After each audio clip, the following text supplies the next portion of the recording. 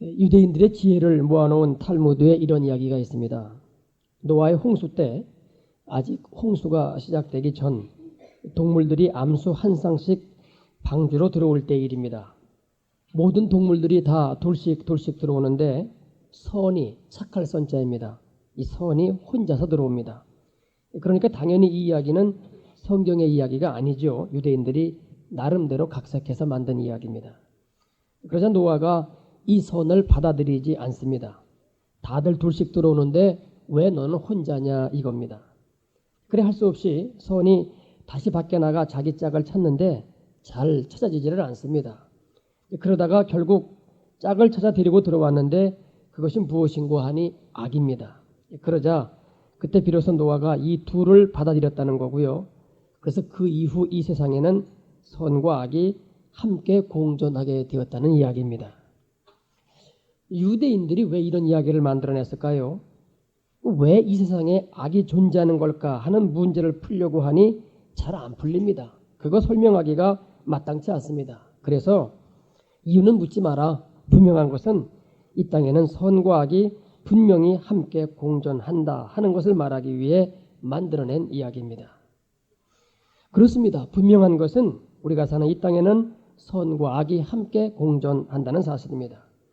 뿐만 아니라 악한 사람이 더 잘 살고 더 잘 되는 모습을 너무나 흔히 볼 수 있고, 또한 그 악한 사람이 선한 사람을 매도하거나 핍박하거나 괴롭히는 일도 다반사로 볼 수 있습니다. 바로 이것이 지금 우리가 살고 있는 이 세상의 현실입니다. 그래서 우리가 생각하는 대로는 악한 녀석들을 이 땅에서 좀 모두 몰아내었으면 좋겠습니다. 모조리 좀 어떻게 해서 악을 다 없애버리면 이 땅이 참으로 살기 좋은 세상이 되지 않겠습니까? 그래서 우리는 왜 하나님의 정의가 이 땅에 이루어지지 않고 있느냐고 하나님께 곧잘 항변하는데, 그런데 과연 그럴까요? 중세 신학의 대부였던 어거스틴은 악이 왜 이 땅에 존재하고 있느냐 하는 문제에 대해서 이런 특이한 그 신학을 전개합니다. 이 땅에 악이 필요하다는 겁니다. 왜냐하면 그 악이 있음으로 인해서 사실은 선이 될 수 있기 때문이라는 거죠. 그러면서 그는 이런 말을 합니다. 천사는 직접적인 방법으로 하나님께 영광을 돌리지만 마귀는 간접적인 방법으로 하나님께 영광을 돌린다. 그러면 어떻게 되는 겁니까? 선이건 악이건 모두가 다 하나님께 영광을 돌린다는 겁니다. 그러니까 단지 선과 악만을 대비시켜 놓고 보면은 이 악은 있으면 안 될 존재입니다. 그러나 높은 차원에서, 거시적인 차원에서 보면 악도 결국은 하나님의 손길 아래에 있어서 하나님에 의해 쓰임 받는다는 겁니다. 그래서 전체적 우주적 궁극적인 관점에서 보면은 이 땅의 모든 것을 다 선하게 보아야 한다는 겁니다.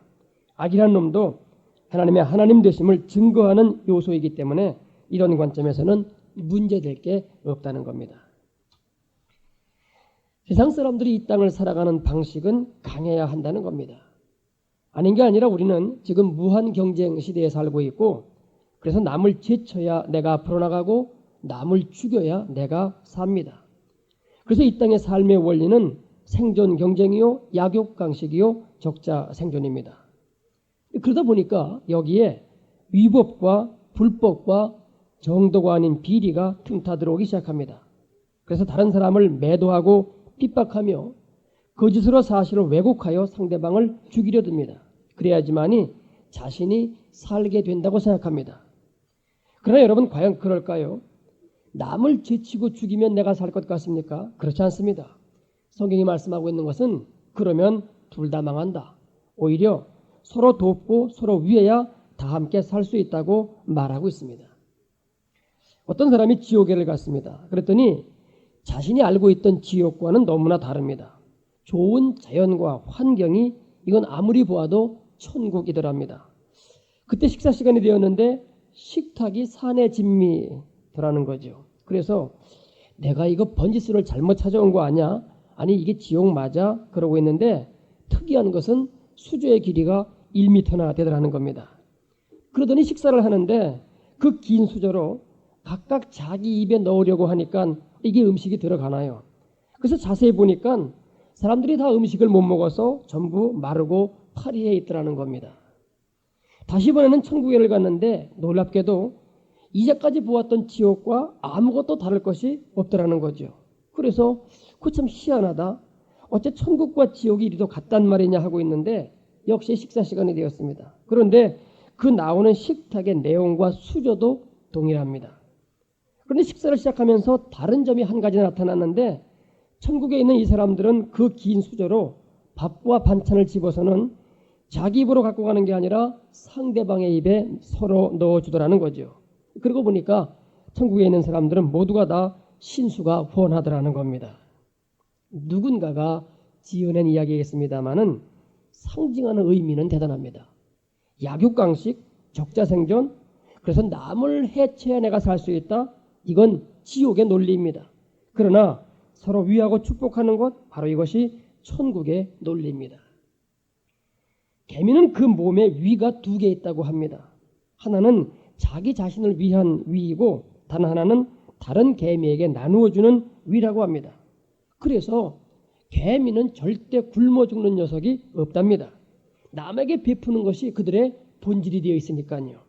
그래서 여러분, 동물학자들에 의하면은 자기만 살려 하고 그래서 상대방을 죽이려고 하는 짐승들은 모두가 다 계속해서 멸종해 간답니다. 그러나 서로 상부상조하는 짐승들은 번창해 간다고 합니다. 여러분, 약육강식이 아닙니다. 남을 죽여야 내가 사는 게 아닙니다. 그러면 반드시 그 자신도 죽습니다. 뿐만 아니라 그 죽음의 방식도 자기가 심은 방식 그대로 거두게 됩니다. 일제시대에 일본의 군부가 월남 이상제 선생을 일본에 초대했습니다. 말이 초대이지 월남으로 하여금 자신들의 무기를 돌아보게 해서 월남 선생의 코를 납작하게 해줄 심산으로 행한 일이죠. 그런데 일본군의 최신 병기를 돌아다본 월남이 기가 죽기는커녕 희한한 소리를 합니다. 거참 이제 일본이 망할 날이 얼마 남지 않았으니 그게 참 안 됐소이다. 그래서 월남과 함께 무기를 시찰하였던 일본의 고관이 묻습니다. 그게 무슨 말이요? 그때 월남이 이렇게 답합니다. 성경에 이르기를 칼로 일어나는 자는 칼로 망한다고 하였는데 이렇게 무기가 엄청난 걸 보니 이 무기 때문에 일본이 망할 날이 얼마 남지 않아 보여 하는 말이외다 그럽니다. 사실 그때는 일본이 태평양의 지역에서 연전연승하고 있을 때입니다. 그래서 누구도 일본이 이 전쟁에서 진다고는 생각도 못했던 때였습니다. 그러니 그 일본 고관이 그렇게 생각했겠죠. 이 조선의 촌뜨기 영감이 지금 무슨 헛소리를 하고 있는 거야. 그러나 여러분, 그 말이 월남의 말이었으면 헛소리가 될 수도 있었겠습니다마는 월남이 대답한 그 말은 성경의 말씀이었죠. 베드로가 예수님을 잡으러 온 말구의 귀를 칼로 베었을 때 예수님이 마태복음 26장 52절에서 하셨던 말씀입니다. 네 검을 두로 집에 꽂으라. 검을 가지는 자는 다 검으로 망하느니라. 결국 그 전쟁이 어찌 되었습니까? 원자폭탄 하나로 일본이 폐허가 되었습니다. 칼로 무기로 일어났으니 결국 그 무기에 의해 망한 것입니다. 여러분, 반드시 자신이 심은 대로 거둡니다. 보이는 대로 계속되지 않습니다. 그래서 사람이 악을 쌓으면 결국은 그 악이 자기 자신에게로 돌아감을 우리는 알아야 됩니다. 미국에서 한 농부가 이웃집 농부로부터 참기 어려운 모욕을 당했습니다. 어찌나 분한지 잠을 이룰 수가 없습니다. 결국 그 분을 참지 못한 농부는 복수를 결심했고 그 복수의 방법으로 아주 생명력이 강하고 질긴 잡초씨를 밤에 몰래 그 집 밭에 갖다 뿌렸습니다. 그래서 그 밭에서는 잡초가 무성해지기 시작했고 예사풀이 아니기 때문에 해마다 그 위력이 증가하기 시작했습니다. 이렇게 해가 거듭하는 가운데에 이 두 사람이 아주 호의적이진 않더라도 나름대로 다시 이웃하며 살 수밖에 없었는데 묘하게도 이 집 딸과 이웃집 농부의 아들이 사랑을 하게 되었습니다. 서양 사람들이야 본인의 의사가 중요하니까 결국은 이들이 결혼을 하게 되었는데 사돈이 된 그 이웃집 농부가 바로 그 밭을 자기 아들에게 물려주었습니다. 결국 그 사위와 딸이 그 밭의 잡초를 다 제거하는데 30년이 걸렸다는 겁니다. 여러분, 심은 대로 거둡니다. 선한 것을 심으면 선한 것을 거두고요. 악한 것을 심으면 반드시 악한 것을 거두게 됩니다. 이것은 틀림없는 하나님의 진리입니다. 반드시 이렇게 됩니다. 그래서 오늘 본문은 말씀하고 있습니다. 내 사랑하는 자들아, 너희가 친히 원수를 갚지 말고 진노하심에 맡기라.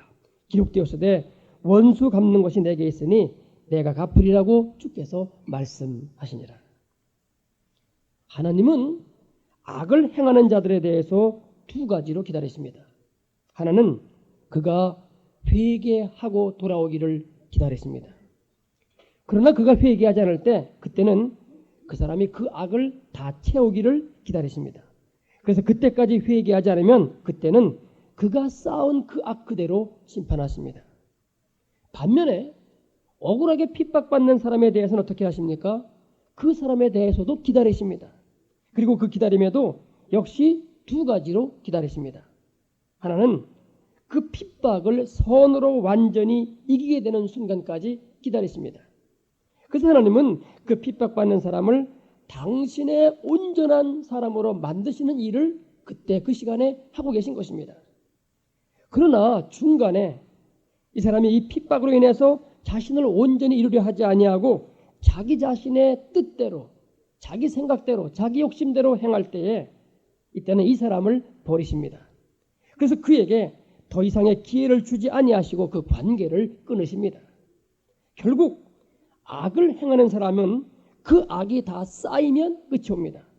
반면에 악한 사람에 의해서 핍박을 받는 사람은 끝까지 견디지 못할 때 그 끝이 옵니다. 그러나 온전하게 참고 견딜 때는 선한 결말, 하나님이 진정 원하시는 끝이 그 앞에 다가오게 됩니다. 여러분, 핍박이라는 말은 천재가 아닙니다. 인재입니다. 비가 오지 않아서 농사를 못 지어 먹을 것이 없다. 이런 걸 핍박이라고 하지 않습니다. 또는 전쟁이 났다. 지진이 났다. 날이 너무 춥다. 그래서 당하는 고통, 이런 건 핍박이라고 하지 않습니다. 사람에 의해서 가해지는 것. 내가 특별한 잘못이 없는데 그래서 내가 그렇게까지 당할 것은 아닌데 저들의 악에 의해서 당해지게 될 때 그것이 핍박입니다. 그런데 여러분, 이 핍박이라는 것이 참 묘합니다. 사람이 핍박 가운데 있게 될 때에 더 선해지고 순결해지고 좋은 의미로 강해집니다. 그리고 오히려 악을 이기는 힘이 우리 가운데 임합니다. 그래서 핍박받는 자는 하나님 앞에 더 온전해지기 시작합니다. 교회사를 보면은 이런 이야기가 있습니다. 로마 시대에 일단의 크리스찬들이 예수를 믿는다는 이유로 옥에 갇힙니다. 그리고는 재판을 받게 되는데 여러분, 재판 결과는 뻔한 거죠. 재판관들이 모여서 의논합니다. 화형에 처합시다. 그게 제일 좋은 방법입니다. 그때 기독교인의 믿음을 아는 한 사람이 이렇게 말합니다. 그러면 저놈들은 순교자가 되었다고 좋아할 겁니다. 그래요? 그러면 매질을 해서 한 반쯤만 죽입시다. 그러나 그때는 또 예수의 이름으로 매맞았다고 좋아하고 기뻐할 겁니다. 별놈들 다 보겠네. 그러면은 사람들로부터 격리시켜서 유배를 보내죠. 그러면 또 아이고야, 이거 하나님 앞에서 조용히 기도할 시간이 주어졌으니 얼마나 감사하냐 하면서 기뻐 날뛸 겁니다. 그럽니다. 그러니까 방법이 없습니다. 아니, 그럼 이놈들을 어떻게 해야 그런 괴상한 논리에 빠지지 않고 허물어뜨릴 수가 있습니까? 그래서 나온 결과가 이와 같았다는 겁니다. 이놈들을 풀어놔주고 금은 보화와 여자와 풍성한 삶을 주어서 이 세상에 만족해 하십시다. 그래서 이놈들을 타락시키십시다. 그래서 그 입에서 예수의 이름을 잃어버리게 하십시다. 이 방법 외에는 이놈들을 넘어뜨릴 방법이 없습니다. 이랬다는 겁니다. 실제로 그렇게 행하진 않았겠습니다만은, 그러나 여러분, 진정한 크리스찬이라면은 핍박을 받으면 받을수록, 모욕을 당하면 당할수록, 음해를 당하면 당할수록 더욱더 강해지는 겁니다. 순결해지는 겁니다. 더욱더 선해지는 겁니다. 왜냐하면 핍박과 고난을 받을수록 하나님의 그 의를 이루려는 마음이 그 안에 더욱더 생겨나기 때문입니다. 해방 후에 월남하신 목사님으로부터 들은 이야기입니다. 해방 후 북한에 김일성 정권이 들어서더니만 주일마다 학생들을 학교에 집합시키더랍니다. 그때 이 목사님이 중학생이었는데 안 갔다는 거죠. 주일 성수를 범할 수 없다, 그런 생각에서였죠. 그리고 나서 그 다음날 월요일에 학교를 가면은 욕하고 벌 세우고 하다가는 그래도 말을 듣지 않으니까 드디어는 때리기 시작하더랍니다. 그런데 학교에 간 친구들의 말을 들어보면 주일에 학교에 가서 하는 일도 별로 없다는 겁니다. 그냥 형식적인 청소 아니면 뭐 운동장 쓸기. 그래서 모였다가 헤어지는 시간이 채 1시간도 안 되는데 결국 이것은 크리스찬들을 무너뜨리기 위한 공산당의 술수였지요. 그런데 묘한 것이 그렇게 욕을 먹고 매를 맞고 이렇게 되면은 이제는 항복하고 주일날 학교에 나갈 것 같습니다만은 아니요. 반대 현상이 자기 속에서 나타나더랍니다.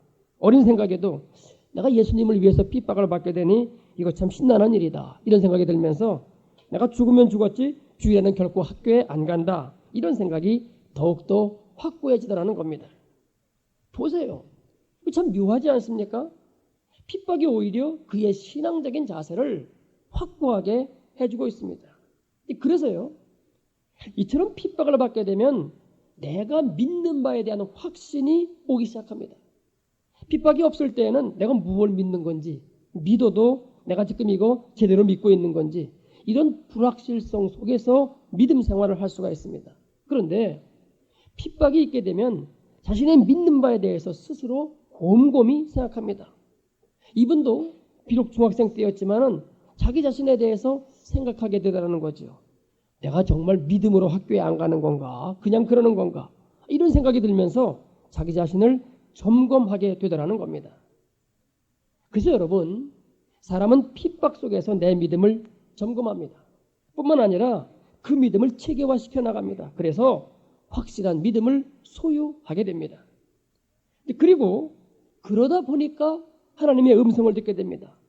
전에는 그저 막연히 불렀던 하나님 하는 외침이 이제는 간절하게 불려지기 시작합니다. 그래서 기도를 시작하기 위해서 하나님 아버지 하고 부르기만 해도 벌써 성령님의 감동이 그 안에 밀려 들어오기 시작합니다. 여러분 그렇지 않습니까?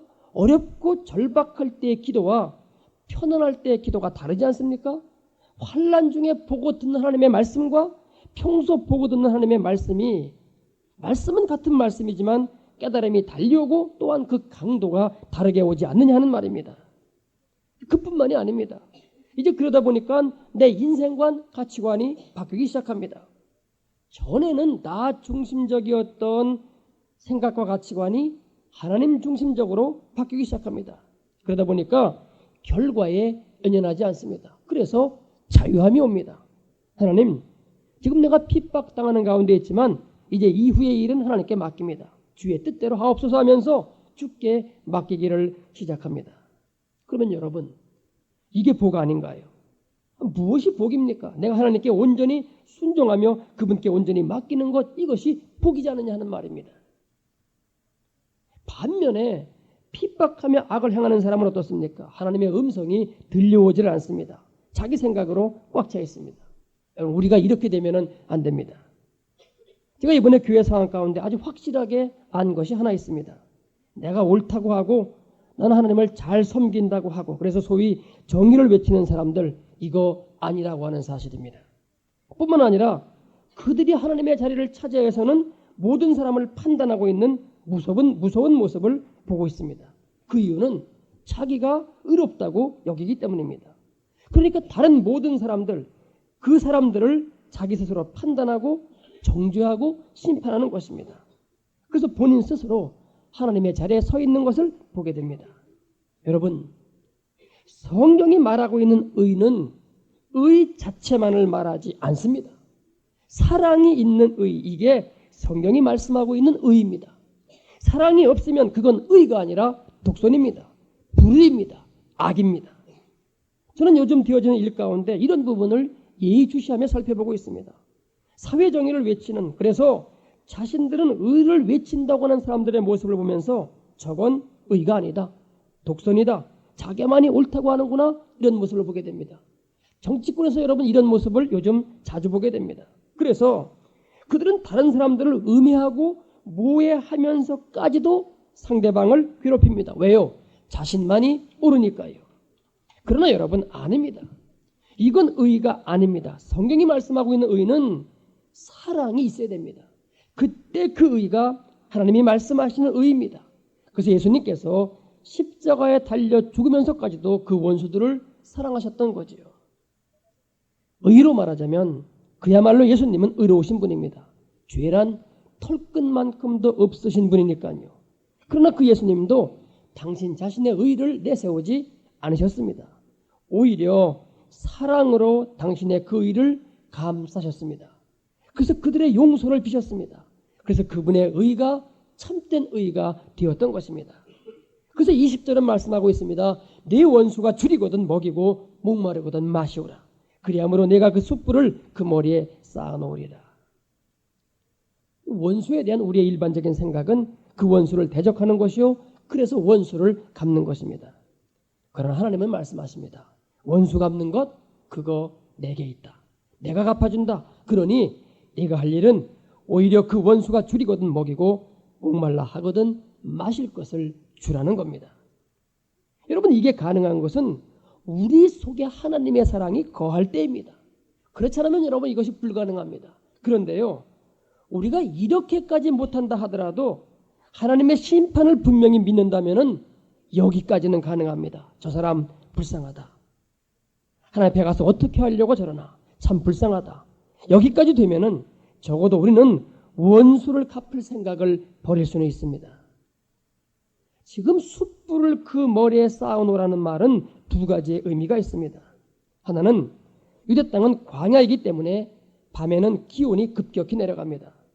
따라서 가족 중에 누가 양을 치든지 해서 광야에 머무를 때 그 사람에게 숯불을 갖다 주었는데 그 숯불이 지금 우리의 화로 같은 데 담겨져서는 머리에 이고 갖다 주었다는 겁니다.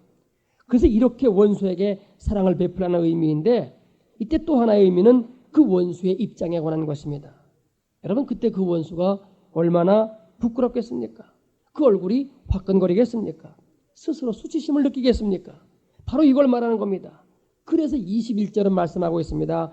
악에게 지지 말고 선으로 악을 이기라. 어떻게 악을 이기라고요?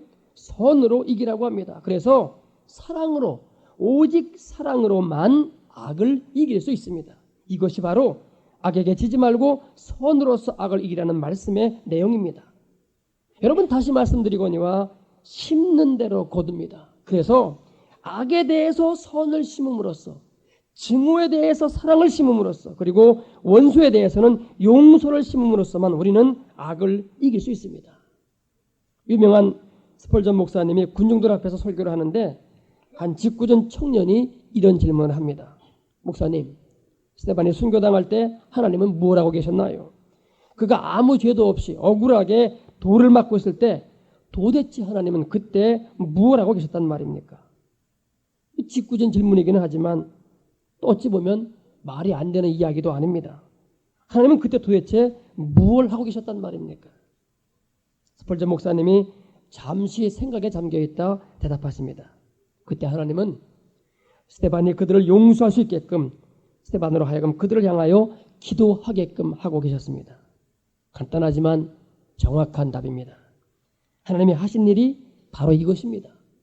스데반이 죽지 않도록 돌을 치우시거나 또는 그의 방패막이가 되는 그런 일을 하신 것이 아니라 스데반이 그들을 위해 기도하게끔 용서의 능력과 사랑의 능력을 주고 계셨습니다.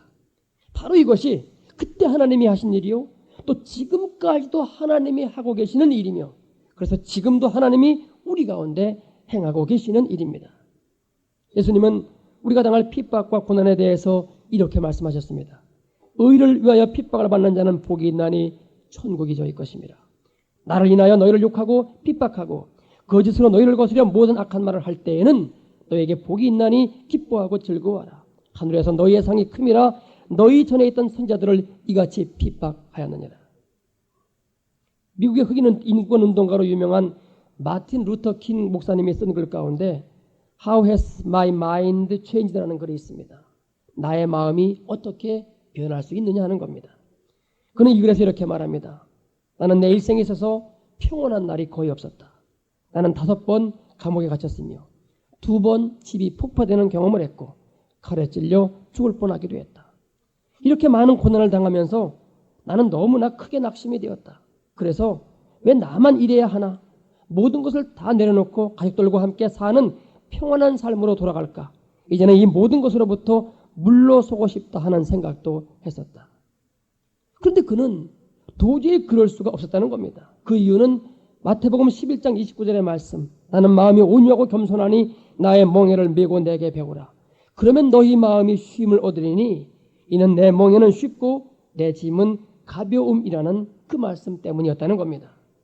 그러면서 그가 끊임없이 생각하는 것은 그가 오히려 십자가를 질 때에 자기 짐이 가벼워짐을 느꼈고 힘들고 어려운 역경을 앞날에 펼쳐질 정의 세계를 바라보며 믿음으로 뚫고 나아갈 때에 오히려 더 용기가 솟아나더라는 겁니다. 그래서 그는 이렇게 고백합니다. 오히려 이와 같은 고통과 핍박 속에서 오히려 나에게는 소위 크리에이티브 포스, 즉 창조적 능력이 그 속에서 생산되었다. 그래서 고난과 핍박 속에서 오히려 나는 생의 창조적 능력을 얻게 되었다. 이렇게 말하고 있습니다. 그렇습니다. 고난과 고통과 핍박 속에서 오히려 우리는 나 자신의 정체성의 확립은 물론이려니와 또한 사랑이 가득한 하나님의 공의의 나라도 바라보며 소망하게 되는 것입니다. 여러분, 참된 소망은 나를 이렇게 어렵게 만든 사람을 미워하는 데 있는 게 아니라 하나님에게 있습니다. 이걸 잊으면 안 됩니다. 그래서 우리가 바라보아야 할 것은 상황과 현실이 아니라 하나님임을 우리는 다시 한번 기억해야 됩니다. 원수 갚는 것이 내게 있으니 내가 갚으리라. 그러나 너희가 친히 원수를 갚지 말고 나의 진노함에 맡기라.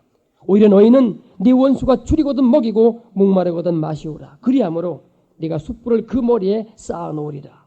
악에게 지지 말고 선으로 악을 이기라.